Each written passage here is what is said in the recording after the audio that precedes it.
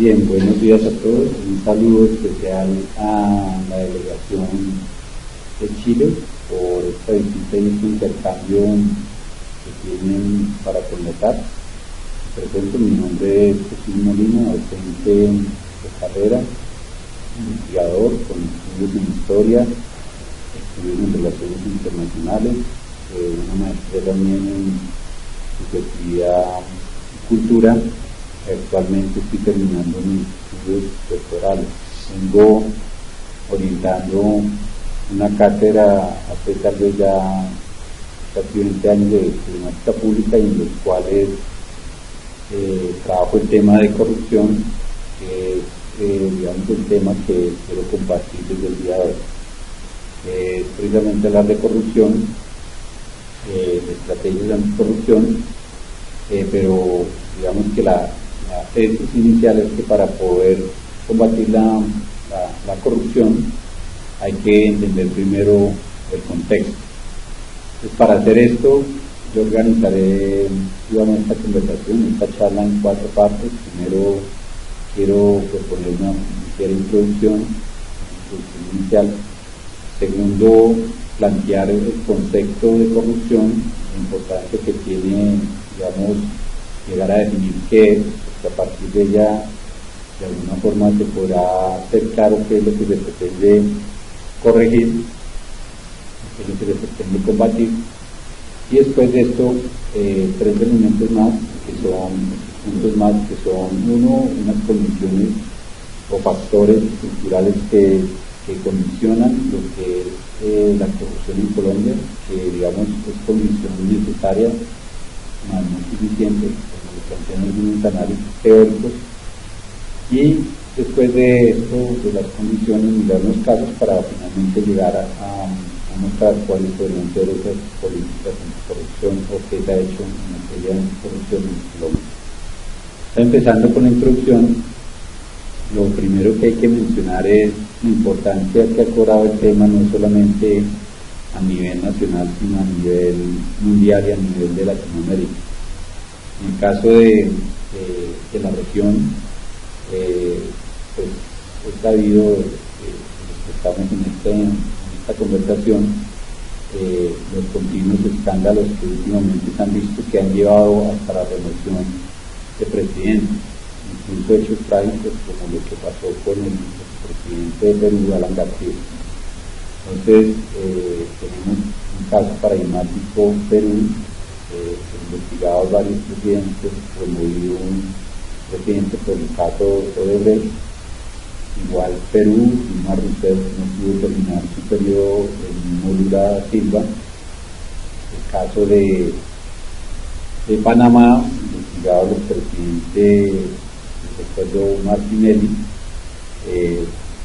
aunque no ha salido a la luz el tema de Venezuela, Guatemala también, y algo también que se ha mencionado, es el caso de México. Eso es por señalar algunos casos. Hay que señalar que digamos a nivel más estructural, el tema de la corrupción, el tema anticorrupción, aparece como parte de transformaciones que estamos viviendo a nivel mundial. Uno primero es lo que en América Latina se llamó el tránsito a las democracias, pero también digamos a nivel global, que abrió la posibilidad de fortalecer, digamos, como el tema de la libertad de expresión, la libertad de prensa, el tema de la organización de la sociedad civil, las denuncias.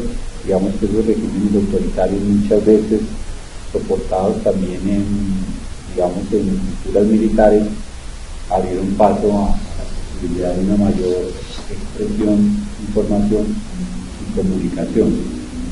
Y esto empezó a posibilitar que en la agenda pública empezaran a denunciarse los abusos y, digamos, las desviaciones por parte de los estados. Entonces, este es un primer elemento que hace que la corrupción empiece a suscitarse a nivel, digamos, mundial, y esto al interés de los países. Un segundo campo, factor que también ayudó a que se posicione el tema anticorrupción ha sido el tema de la globalización, y esto desde dos factores. Cada uno, el tema de la globalización económica, que de parte de empresarios, pero más algunos países ha exigido reglas del juego transparentes e iguales para las partes. En el pasado, en la década de los 60, 70, 80, incluso había países que tenían fondos para promover, digamos, el favorecimiento de sus empresas, y se entendía que las empresas podían pagar como parte de proyectos, separaron rubros para hacer pagos irregulares. Entonces empezaron otros países a exigir, digamos, reglas del juego iguales y transparentes, y empezaron a firmarse convenios de prácticas transparentes y de competencia, digamos, de reglas iguales para la competencia. Entonces la inversión también empezó a decir que la corrupción era un pago, digamos, un pago que encarecía sus acciones, y empezó a reclamarse de parte de los países, los marcos más transparentes para la inversión.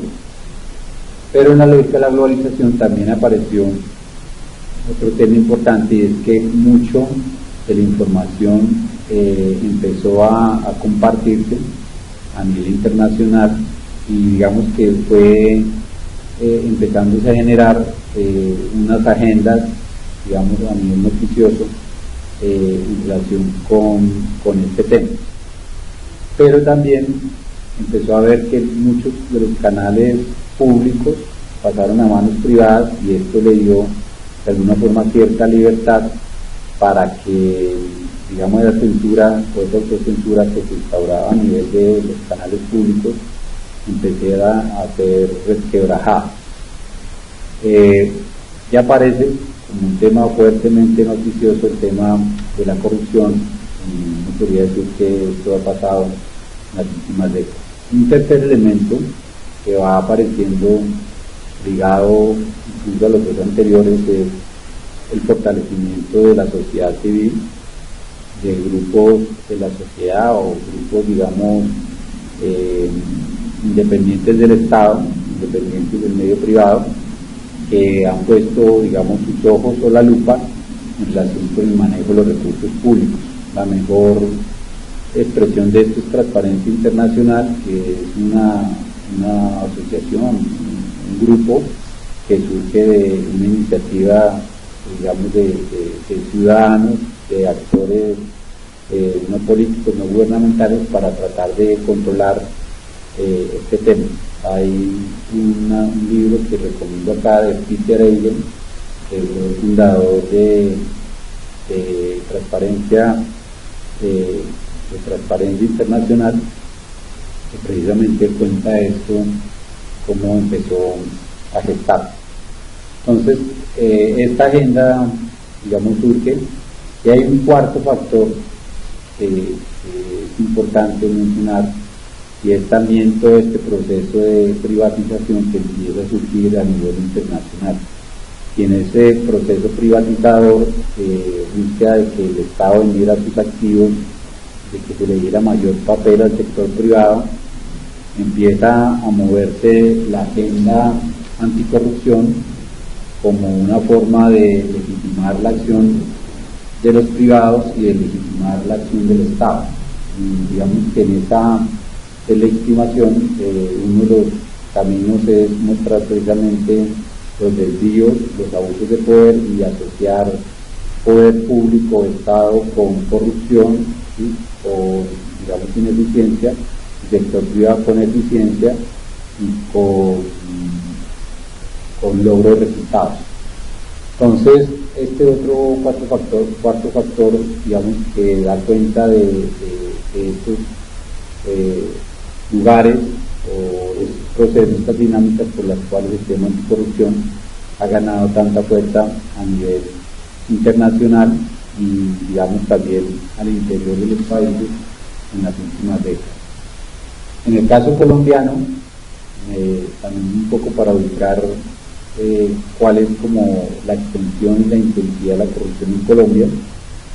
Los índices de transparencia internacional ubican entre 150 países más o menos que manejan a Colombia en el puesto 97 con un puntaje de 37 de un puntaje total de 100. Esto, según de acuerdo a sus indicadores, esto sería una corrupción media alta, pero que a mi parecer ya da cuenta de una percepción, y es importante de una percepción de una corrupción de carácter sistemático. O sea, 37 de 100 realmente es que perdimos la materia, y valga recalcar que es una percepción, o sea, porque la corrupción, una cosa es lo que pasa y otra es lo que se percibe, y muchas veces puede acontecer que si se percibe mucha corrupción es precisamente porque se está combatiendo. Estudios, investigaciones, declaraciones que han hecho los entes de control han señalado que en Colombia se pierden al año, y esto fue en el 2010, se perdían 10 millones de pesos anuales. Un estudio que sacó hace poco de Transparencia Internacional, capítulo Colombia, digo que en los 2 últimos años se habían perdido 17 billones, para entender un poco la cifra de cuánto es la mitad del presupuesto que se invierte en educación en Colombia. Se había perdido esa cantidad, y un contralor, aunque no especificó muy bien a qué rango de años se estaba aludiendo, señaló que se habían perdido por materia de corrupción 50 billones. El contralor Edgar Maya. Entonces, tenemos estos indicadores, tal vez digamos que puede ser más bien un fenómeno de opinión, pero otro estudio que hicieron en 2016 la Universidad Externada de Colombia a empresarios, digamos que empresarios que se vinculaban con el Estado, un 90% dijo o opinó que en los negocios que hace el Estado con ellos se ofrecen o se reciben coimas. O sea, el 90% de ellos creyeron que había posibles actos irregulares. El 50% de ellos no se mostró en desacuerdo en que había que utilizar eso como un mecanismo para hacer posibles los negocios con el Estado. Entonces eso sí creo que nos da una aproximación más cercana de qué tan grande y qué tan intensa puede llegar a ser la corrupción en Colombia.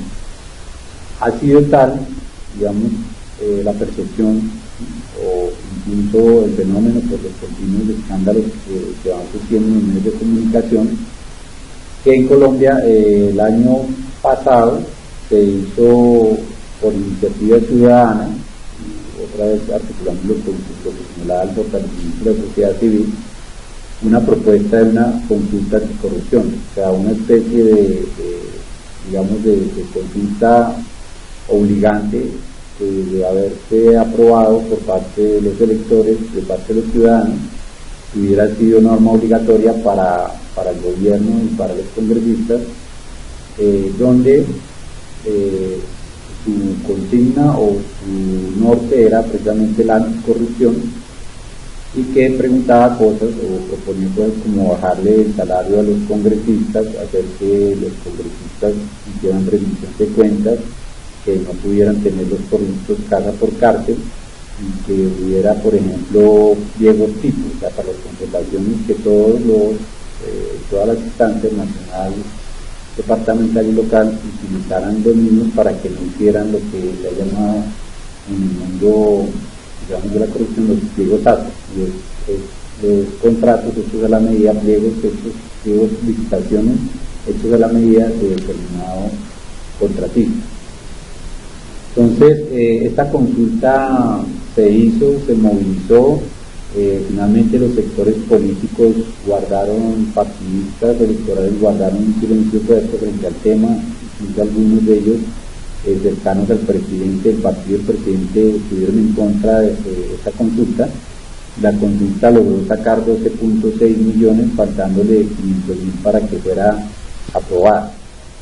Entonces, digamos que esto muestra que se ha vuelto un tema político central en la vida colombiana.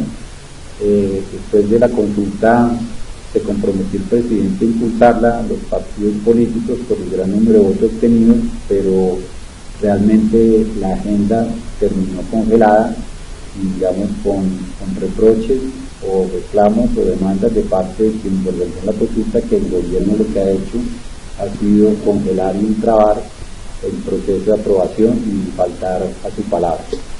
Entonces, con esta introducción, entro ya al segundo campo de la importancia de definir la corrupción. Digamos que un estudio que hizo la Contraloría, que le encargaron a un académico colombiano hace ya 15 años, Gabriel Mises, decía algo que a mi parecer es importante, y es que identificar la corrupción es relativamente fácil. O sea, si uno sabe cuando está frente a un comportamiento casi irregular o casi corrupto en sí mismo. Pero difícil es definirlo, y esta definición tiene unas implicaciones a la hora de valorarla, identificarla, investigarla y sancionarla. Entonces es muy importante, de acuerdo a esa visión, poder llegar a ponernos de acuerdo de qué estamos hablando cuando hablamos de corrupción, y más aún cuando pretendemos prevenirla, cuando pretendemos sancionarla y cuando pretendemos, digamos, denunciarla. Entonces, digamos que aquí existen como tres concepciones fuertes, cada una con sus ventajas y sus desventajas. Una que dice que corrupción es el desvío de las funciones de un cargo público para obtener beneficios privados. O sea, aquí entonces la unidad de análisis del cargo del funcionario público que para beneficios privados, para sí o para un tercero, usa ese cargo en contra de los preceptos legales y en contra de las funciones encomendadas.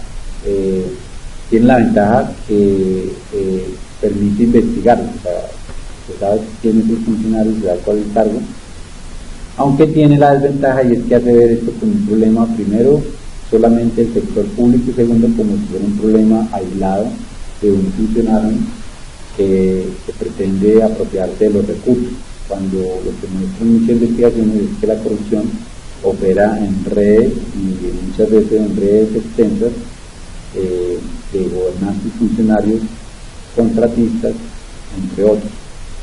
Entonces, la segunda definición es una definición que va a plantear que la corrupción es el abuso de poder o el abuso de autoridad para obtener beneficios privados para sí mismo, para un tercero. Aquí lo que varía ya no es el cargo y el funcionario, sino que se muestra la pregnancia como el decisor y el gobernante, que puede llegar a un cargo de responsabilidad pública, generalmente electo, pero que utiliza ese cargo es para el beneficio suyo y no para el beneficio del conjunto de la sociedad.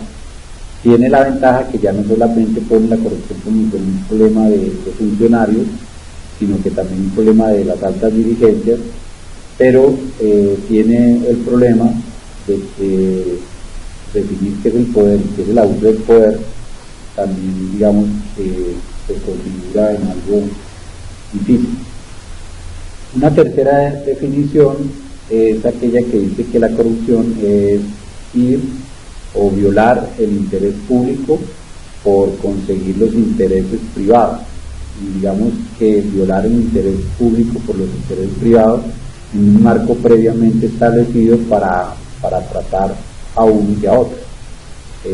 Esta definición tiene la ventaja que muestra que está en juego el conjunto de la sociedad, está en juego la reproducción del conjunto de la sociedad, lo público, pero tiene la desventaja que también se vuelve muy etéreo.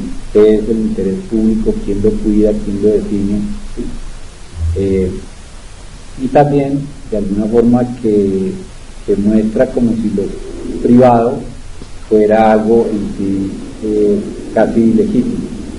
Y creo que acá es importante entonces señalar que el problema no es el interés público o el privado, sino dentro de qué marcos previamente establecidos se manejan unos y otros, y cómo en la corrupción se violenta el marco fijado para lo público para, digamos, para apalancar el campo de lo privado. Entonces están estas tres definiciones que cada una tiene, como lo señalaba, sus ventajas y desventajas, pero digamos que ninguna de ellas fija como los elementos fundamentales que definen la corrupción. Digamos que marcan tres lugares, ¿sí? Uno, un beneficio privado, que es importante. Dos, atentar contra algo que tiene un carácter público, un cargo, una autoridad o el interés público. Y tres, que esto se hace por parte de alguien que tiene una responsabilidad pública. Entonces, aquí algunos autores dicen que hay que problematizar estas diferentes acepciones en un primer punto, y es que la corrupción, si bien se produce en el sector público, generalmente requiere también la colaboración, la implicación del sector privado. Algunos lo dicen de forma muy sencilla, que lo que pasa al otro lado de la ventanilla de parte del funcionario gobernante es porque del lado, de este otro lado de la ventanilla, hay quien está ofreciendo o quien dando, digamos, un soborno o un estímulo ilegal para poder tramitar sus intereses privados.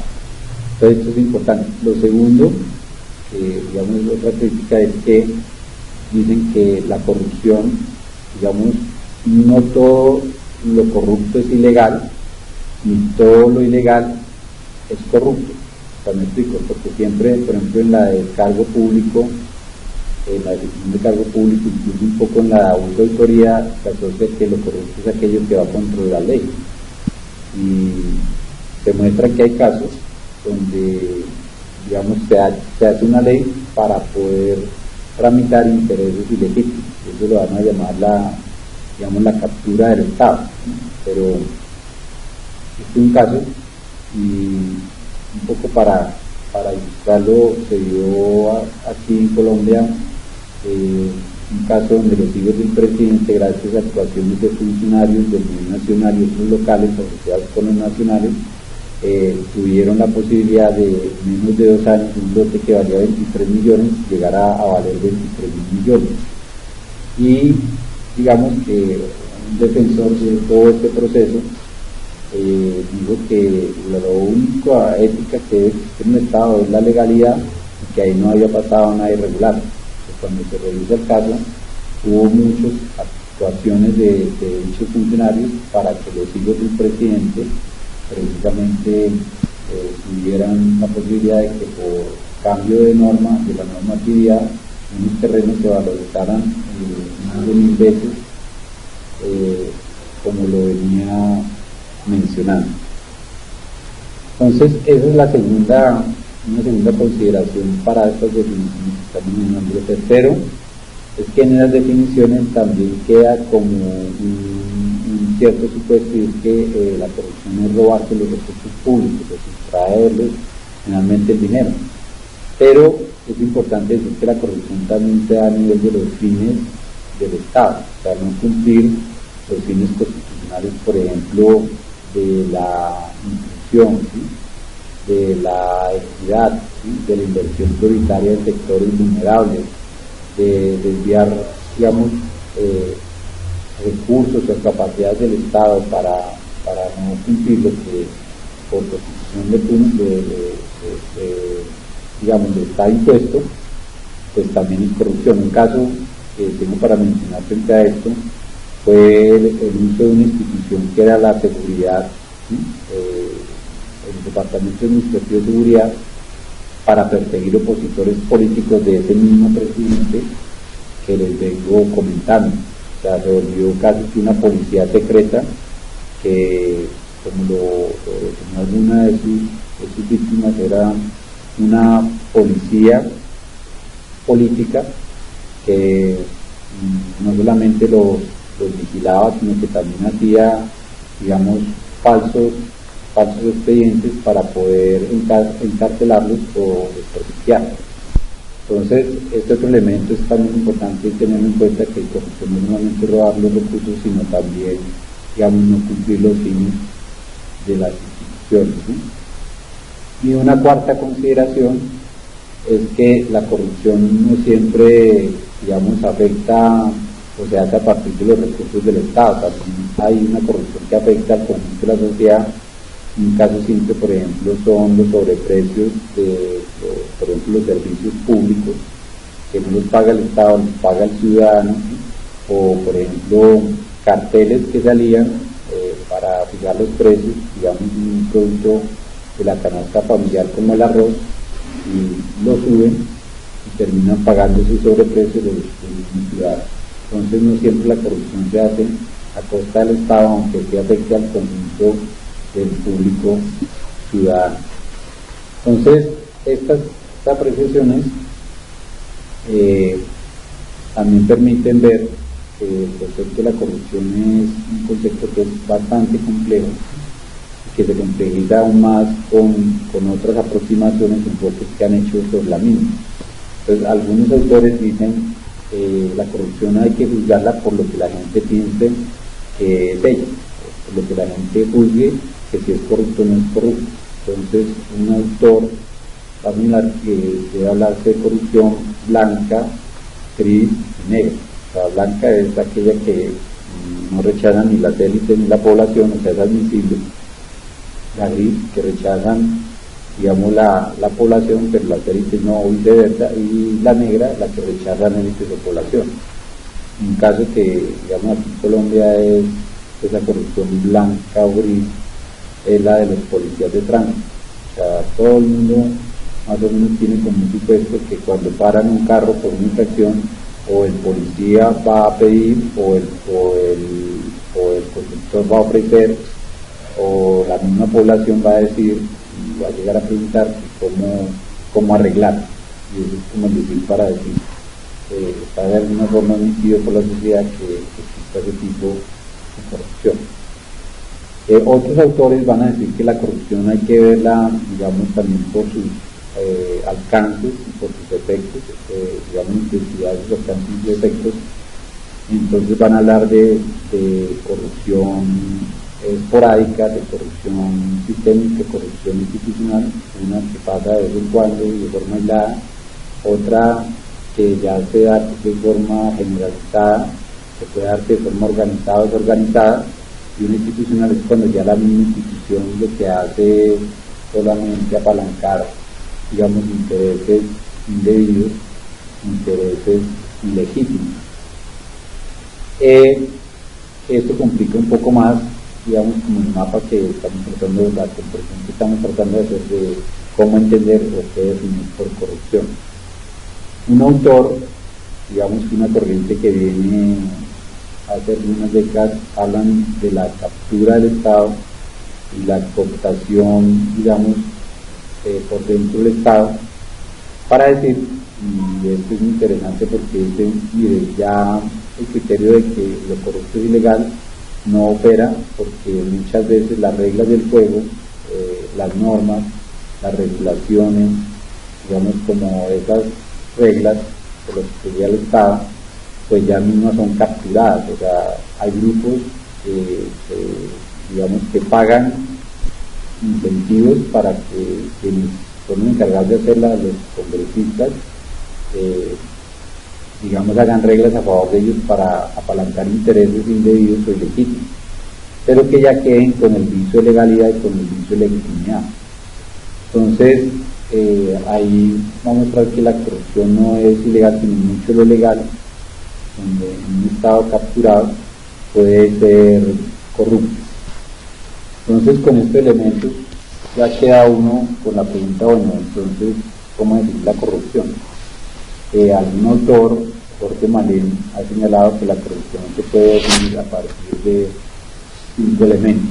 El primero es que es la violación a un deber que ha sido acordado o ha sido pactado por parte un funcionario o de una persona vinculada a una empresa, o sea, no importa dónde lo vaya, es público-privada, pero es la violación de un deber acordado.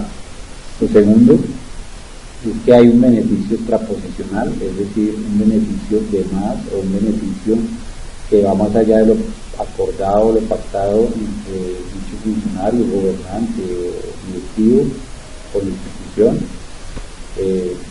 Digamos que el beneficio posicional es un salario y el beneficio extraposicional es precisamente lo que se deriva de los actos irregulares de corrupción. Un tercer elemento es que dice que la corrupción es parasitaria o derivada de un sistema normativo, o se debe a un sistema normativo, es decir, algo que define qué es lo que hay que hacer, qué es lo que no se puede hacer, el para qué se hace eso y para qué no, que puede ser desde un sistema de normas legales hasta un sistema de normas sociales, hasta un conjunto de criterios éticos. O sea, aquello que vaya contra ese sistema de viole lo acordado frente a él, en el sistema de recompensas que tienen, ahí se estaría configurando la corrupción. Un cuarto elemento es que generalmente ese beneficio, el cual es extraposicional entre una parte o dos partes, se hace a costa de un tercero. Ese tercero, en el caso del sector público, el conjunto de los ciudadanos, en el caso de los privados, digamos de los accionistas o del dueño de una empresa. Y acá es importante decir que el ejercicio de la corrupción se nutre de una lógica de delegación, o sea, se entregan los recursos a un tercero, a un principal, a un agente que los administra, pero abusando de su poder, entonces los apropia para sí mismos o para un tercero, para obtener esos beneficios privados. Sale de ese tercero ese beneficio y termina siendo el afectado por efecto de la corrupción. En algún momento en una clase yo les propuse a los estudiantes que hicieran una corrupción de a dos nomás, o sea, que cada uno de sus propios recursos hiciera una corrupción a ver si era posible, y un poco lo que introduce no es imposible, sino un tercero que es el que pone, digamos, ese recurso frente a la corrupción. Y un quinto elemento es el tema de que la corrupción se alimenta de la discrecionalidad y del secreto, o sea, de los ambientes opacos, de los ambientes cerrados, digamos, de los circuitos que no están puestos a la luz pública. Entonces, todos estos elementos están para tipificar, para pensar que cuando estén haciendo falta el conjunto de ellos, o cuando estén haciendo presente el conjunto de ellos, estamos ante un caso de corrupción. Entonces, digamos que esta introducción permite decir, bueno, qué es la corrupción y cómo se produce, a qué tanto afecta, dónde ubicarla y a partir de qué elementos caracterizarla.